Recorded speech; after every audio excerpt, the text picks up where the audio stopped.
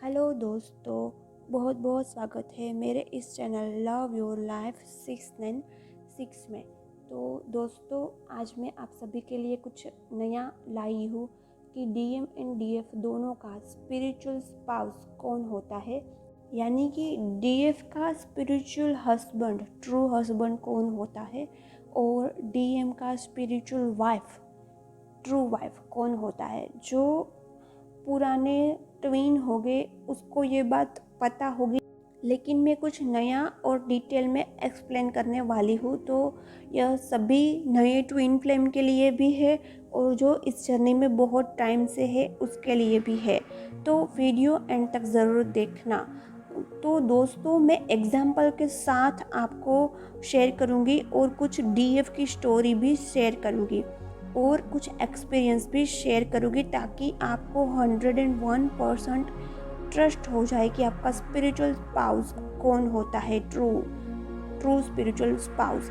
तो दोस्तों, अक्सर सबको लगता है कुछ ट्विन फ्लेम हो गए जो शायद शादी के 10 साल बाद ट्विन जर्नी में आए होंगे, यानी कि वो शादी के 10 साल बाद, 15 साल बाद वो अपने ट्विन से मिले होंगे। उसकी शादी 10-15 साल एकदम अच्छे से फ्लेक्सिबल चलती आ रही होगी सोलमेट के साथ, फिर वो अचानक से अपने ट्विन से मिलते हैं। तो तब उसे ऐसा लगता है कि मैं अपने हस्बैंड के साथ खुश हूँ, मेरा हस्बैंड अच्छा है तो मैं अपने हस्बैंड के साथ ही रहना चाहती हूँ, लेकिन मैं ट्विन से बात करके उसके साथ रिलेशन रखना चाहती हूँ। तो दोस्तों, ये कोई गर्लफ्रेंड बॉयफ्रेंड वाला रिलेशन नहीं है, ये एक्स्ट्रा मैरिज अफेयर का जर्नी नहीं है, ये स्पिरिचुअल जर्नी है। स्पिरिचुअल स्पाउस यानी कि आपका स्पिरिचुअल गुरु। आप अपने ट्विन को, स्पेशली डीएफ अपने डीएम को स्पिरिचुअल गुरु भी मान सकती है। यह मेरा पर्सनल एक्सपीरियंस है। दोस्तों, गुरु ही हमें ट्रू रास्ता दिखाते हैं, तो एक गुरु से ही हमारी स्पिरिचुअल अवेकन होती है। तो कहीं ना कहीं हमारी स्पिरिचुअल अवेकनिंग हमारे डिवाइन मस्कुलाइन से होती है, जो हमारा ट्रू गुरु भी है, हमारा ट्रू ट्विन फ्लेम भी है। तो धरती पर आने से पहले ब्रह्मा जी ने डीएम एंड डीएफ दोनों की शादी करवाई होती है, जिसे कॉस्मिक मैरिज, कॉस्मिक शादी भी कहते हैं। जिसको इस बात पर डाउट है वो वीडियो एंड तक ज़रूर देखना। वीडियो के एंड में मैं एक मेडिटेशन कराऊंगी, जिससे आपको पता चल जाएगा कि आपकी शादी कॉस्मिक हुई है या नहीं हुई है, कौन आपके ट्रू स्पाउस है। तो डीएम डीएफ गठबंधन से बंध कर, एक मैरिज के बंधन से बंध कर ही धरती पर जन्म लेते हैं। कहीं ना कहीं डीएफ एंड डीएम दोनों का मिशन होता है धरती पर जन्म लेने का, कुछ मदर अर्थ के लिए करने का, मदर अर्थ के लिए हीलिंग करने का, अपनी जर्नी में आगे बढ़ने का, कर्मा क्लीन करने का। वो तो सारी 3D की प्लानिंग होती है। जब उसका बर्थ होता है तो सब कुछ प्री डिसाइड होता है कि उसके साथ क्या क्या होगा, कब वो अपने डीएम से मिलेंगे, कब उसकी अवेकनिंग होगी, उसकी शादी कार्मिक से होगी या सोलमेट से होगी, उसके बच्चे सोलमेट से होंगे या कार्मिक से होंगे, वो सब कुछ प्री डिसाइड होता है। लेकिन जब ब्रह्मा जी शादी करवाते हैं डीएम एंड डीएफ दोनों की, दोनों मास्टर सोल होते हैं, दोनों डिवाइन सोल होते हैं, दोनों सोल स्प्लिट होकर दो बॉडी में प्रवेश करते हैं, एंटर करते हैं। तब यह दोनों सोल को ऑलरेडी यूनाइट रहने के लिए, धरती पर एक दूसरे से कनेक्ट रहने के लिए ब्रह्मा जी शादी करवाते हैं, जिसे कॉस्मिक मैरिज कहते हैं। जो कॉस्मिक शादी दोनों की पहले से हुई होती है। तो ज़्यादा जो न्यू इस जर्नी में आते हैं, यानी कि जो भी डीएफ ऑलरेडी मैरिड है, शादी के 10 साल के बाद अपने डिवाइन मस्कुलाइन से मिलती है, वो यही सोच रखती है कि मैं सिर्फ बात करने का ही रिश्ता रखूँगी अपने डीएम से, यूनियन का ही रिश्ता रखूँगी अपने डीएम से, लेकिन मैं अपने हस्बैंड को छोड़ना नहीं चाहती। वो कहीं ना कहीं सही भी है। ट्विन फ्लेम जर्नी किसी को छोड़ने की नहीं है, ट्विन फ्लेम जर्नी किसी को हर्ट करने की नहीं है, ट्विन फ्लेम जर्नी किसी को धोखा देने की नहीं है। यह आपकी सोच है। तो कहीं ना कहीं एक तरफ से आप इनोसेंट बहुत है और कहीं ना कहीं आप अभी इतने अवेकन नहीं है, इतनी आपको इन्फॉर्मेशन नहीं है ट्विन जर्नी के बारे में। आप एक इनोसेंट प्योर सोल है, डिवाइन सोल है, इसीलिए आप ऐसा सोचते हैं कि मैं किसी को धोखा नहीं देना चाहती, मैं किसी को हर्ट करना नहीं चाहती, किसी को छोड़ना नहीं चाहती। लेकिन दोस्तों, छोड़ना किसे होता है? जो हमारा होता है। आपका एक भ्रम है, आपका एक इल्यूजन है, आपके हस्बैंड के साथ आपका कर्मा है, इसीलिए आप अपने हस्बैंड के साथ as a soulmate, as a karmic आपकी शादी हुई है। लेकिन यह सच्चा रिश्ता नहीं है। यह बात कुछ लोगों को चुभेगी, मैं जानती हूँ यह बात कुछ लोगों को चुभेगी, लेकिन यह सच है, यह कड़वा सच है। मैं ऐसा चाहती हूँ कि मेरा यह वीडियो उन लोगों तक ही पहुँचे जो इस बात को अच्छे से डाइजेस्ट कर पाए या इस बात को अच्छे से स्वीकार कर पाए। कुछ लोग सेशंस लेने आते हैं तो बोलते हैं कि सोलमेट के साथ हम डिटेच नहीं हो सकते, हमें सोलमेट भी चाहिए और हमें ट्विन भी चाहिए। लेकिन दोस्तों, आपकी यह सोच गलत है। आपको एक साथ दो नाव में पाँव कैसे रख सकते हैं? या तो आपको अपने ट्विन को चुनना है या अपने सोलमेट को चुनना है। लेकिन सच्चा रिश्ता आपका ट्विन का ही है, जन्म जन्म का रिश्ता आपके ट्विन का ही है। सोलमेट के साथ तो आपका कर्मा है कुछ वक्त का, वो कर्मा आपको ईश्वर पर छोड़ना है। जितना कर्मा होगा, जितना लेन देन होगा, उतना उसका साथ आप पाएंगे। लेकिन आप अटैचमेंट नहीं रख सकते ना।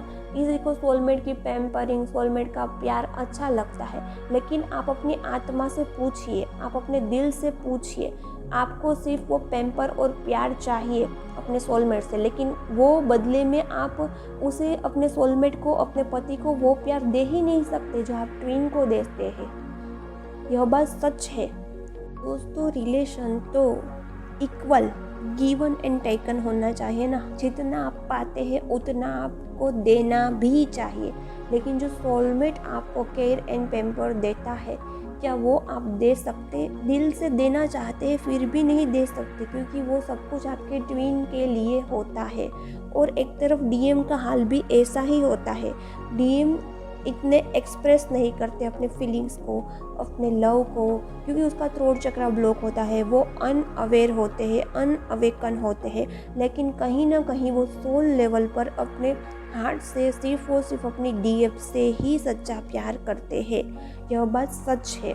तो जिसको भी यही लगता है कि वो सोलमेट के साथ पूरी ज़िंदगी रहना चाहते हैं और सिर्फ ट्विन के साथ बातें के रिश्ते रखना चाहते हैं, तो ये गलत है। दोस्तों, आपको यूनियन में आना है अपने लिए, नहीं मदर अर्थ के लिए। जितना यूनियन होगा उतना मदर अर्थ को हीलिंग मिलेगी, उतनी नेगेटिव एंटिटी यहाँ से दूर रहेगी, उतना यह कलयुग है वो सतयुग में चेंज होगा। आपका मेन पर्पस, आपका मेन एम तो मदर अर्थ को हीलिंग देने का है, ना कि डीएम को पाने का है। ओबियसली उसके लिए आपके पास लाइफ के कर्मा क्लीन होने चाहिए, आप पूरी तरह से हील होने चाहिए। यदि आप वुंडेड होगे, आपकी हीलिंग पूरी नहीं होगी और आपकी शादी आपके डीएम से होगी, तो आप अपने सोल से, अपने आप से यह क्वेश्चन करोगे कि मैंने इस पर्सन से शादी क्यों की? क्योंकि बार बार आप अपने डीएम से ट्रिगर ही पाओगे, सिर्फ और सिर्फ लड़ाई और झगड़े ही होंगे, क्योंकि ना आप अपने डीएम को समझ पाओगे, ना आपके डीएम आपको समझ पाएंगे। और डीएम का काम ही यही है, ट्रिगर करना, मिरर करना। तो शादी के बाद जब आपके हस्बैंड आपको ऐसे मिरर करेंगे, ट्रिगर करेंगे, आप डाइजेस्ट नहीं कर पाओगे। इतना अनकंडीशनल लव, इतना सच्चा प्यार, उसके बाद भी इतना ट्रिगर या ये सब कुछ मिलेगा तो आप डाइजेस्ट नहीं कर पाओगे। तो अभी आपकी शादी नहीं हुई है, ये चाहे आप मैरिड हो चाहे आप अनमेरिड हो, आपकी कोई एक्सपेक्टेशन है, तो वो कहीं ना कहीं आपके साथ फेयर है, आपके साथ अच्छा हुआ है। क्योंकि यदि आप वुंडेड होगे, आप पूरी तरह से हील नहीं हुए होगे, आपके कर्मा होगे, तो आप अपने ट्विन को संभाल नहीं पाओगे, इस एनर्जी को आप संभाल नहीं पाओगे। आप थक जाओगे, आप रुक जाओगे, आप हार जाओगे। इससे अच्छा है कि कभी कभी बातें होती है और ट्रिगर मिलता है तो आप कभी कभी हैंडल कर पाते हैं। तो जो ईश्वर कर रहे हैं वो सही है, go with the flow. Simple यही फॉर्मूला आपको अपनाना चाहिए ट्विन फ्लेम जर्नी में। और दोस्तों, मैंने एक वीडियो बनाया था कि ट्विन फ्लेम जर्नी में सोलमेट जैसा कुछ होता ही नहीं है। तो कुछ लोगों ने एक्सेप्ट किया था, कुछ लोगों की कमेंट आई थी। मैं किसी को पर्सनली नहीं कह रही हूँ, सब सिर्फ और सिर्फ अपना एक्सपीरियंस शेयर कर रही हूँ ताकि लोगों का डाउट क्लियर हो कि आप झूठ बोल रहे हैं, सोलमेट जैसा होता है।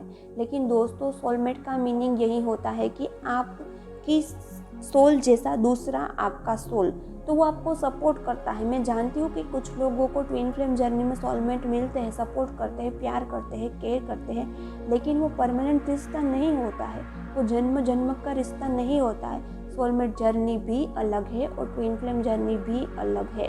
जो लोग मुझे पूछते थे, जिसने उस पर कमेंट किया था कि सोलमेट जैसा कुछ होता ही नहीं है, वो बात गलत है। मेरे उस वीडियो पर जिसने कमेंट किया था उसने मुझे पर्सनल सेशंस लिया और पर्सनल सेशंस के बाद उसने खुद यह स्वीकार किया कि उसके सोलमेट उसको छोड़ सकते हैं, वो अपनी ट्विन फ्लेम जर्नी में आगे बढ़ सकते हैं। तो जिसको यह लगता था कि सोलमेट जैसा होता है, सोलमेट के साथ हमारी पूरी ज़िंदगी चली जाती है, तो मैं उनको यह क्वेश्चन करना चाहती हूँ कि यदि आप अपने ट्विन से मिलते हैं तो ट्विन से मिलने के बाद सोलमेट के साथ आप क्यों इंटीमेट नहीं हो पाते हैं?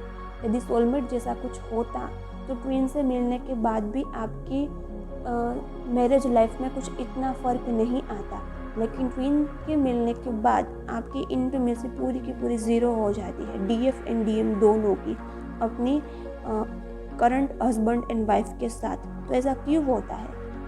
इसका यही सच्चा आंसर है कि सोलमेट जैसा कुछ होता ही नहीं है, वो सिर्फ कर्मा होता है।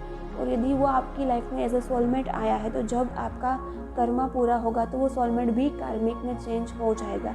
जब वो रिश्ते का टाइम आएगा कि वो रिश्ता एंड होने वाला है तो वो सोलमेट भी कार्मिक में चेंज हो जाएगा। ये मेरा पर्सनल एक्सपीरियंस है, मैंने कई सारे सेशंस लिए हैं, कई सारे एक्सपीरियंस के बेस पर मैं बात कर रही हूँ। ये बात कुछ लोगों को डाइजेस्ट नहीं होगी, कुछ लोग टेंशन में आ जाएंगे, कुछ लोगों को लगेगा कि यह क्या बोल रही है दी, लेकिन ये सच है। इनिशियल जो इस जर्नी में होते हैं वो यह बात नहीं समझ पाते हैं, लेकिन आपका सच्चा जीवन साथी, आपका सच्चा स्पाउस, आपका ट्विन फ्लेम ही है, जिसके साथ आपका जन्म जन्म का रिश्ता है, जो ब्रह्मा जी ने आपकी शादी करवाई है। बाकी रिश्ते सिर्फ नाम के हैं, चाहे वो अपनी फैमिली हो, चाहे वो आपके करंट हस्बैंड हो या वाइफ हो, सारे के सारे रिश्ते नाम के ही है। यह कड़वा सत्य है, लेकिन यह बात सच है। जिसको यह बात पर डाउट है कि आपका ट्रू हस्बैंड आपका डीएम या डीएफ नहीं है, तो मेरे साथ एक मेडिटेशन कीजिए। पहले आप मेडिटेशन पोस्चर में बैठ जाइए, लंबी गहरी सांसें लीजिए, सांसों को रिलीज़ कीजिए। अगेन लंबी गहरी सांसें लीजिए। सांसों को रिलीज़ करते समय बॉडी की सारी पेन, सारी थकान, सारी हैवीनेस, उसे भी रिलीज़ कर दीजिए। थोड़ी देर अपनी सांसों पर फोकस कीजिए, अपनी आती जाती सांसों पर फोकस कीजिए।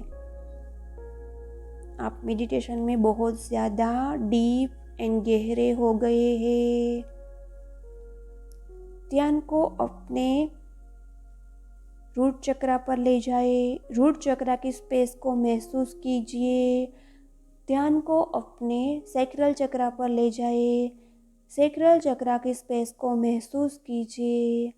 ध्यान को अपने सोलर प्लेक्सिस चक्रा पर ले जाए, उसकी स्पेस को महसूस कीजिए। ध्यान को अपने हार्ट चक्रा पर ले जाए, उसकी स्पेस को महसूस कीजिए। ध्यान को अपने थ्रोट चक्रा पर ले जाए, उसकी भी स्पेस को महसूस कीजिए। ध्यान को अपने थर्ड आई पॉइंट पर ले जाए, ध्यान को अपने क्राउन चक्रा पर ले जाए। अब बोलिए मेरे साथ कि मेरे सभी चक्रा राइट प्लेस पर, राइट डायरेक्शन में रोटेट हो रहे हैं। मेरे सभी चक्रा अलाइन है, मेरे सभी चक्रा ओपन है, मेरे सभी चक्रा एक्टिवेट है। आप बहुत ही गहरे एंड डीप हो गए हैं, आपके सभी चक्रा अलाइन है। आप अच्छे से विजुलाइज कर पा रहे हैं अब आपके सामने एक डिवाइन मिरर को इमेज कीजिए। उस डिवाइन मिरर में आपकी कॉस्मिक शादी को देखिए, जहां ब्रह्मा जी ने आपकी शादी करवाई थी। ब्रह्मा जी को रिक्वेस्ट कीजिए, डिवाइन मिरर में ब्रह्मा जी की एनर्जी को इनवाइट कीजिए। डिवाइन मिरर में अपनी कॉस्मिक मैरिज, कॉस्मिक शादी को देखने का प्रयास कीजिए। थोड़ी देर देखते रहिए, आपको किसकी शादी दिखाई दे रही है। देखते रहिए डिवाइन मिरर में कॉस्मिक मैरिज, कॉस्मिक शादी देखने का प्रयास कीजिए दोस्तों।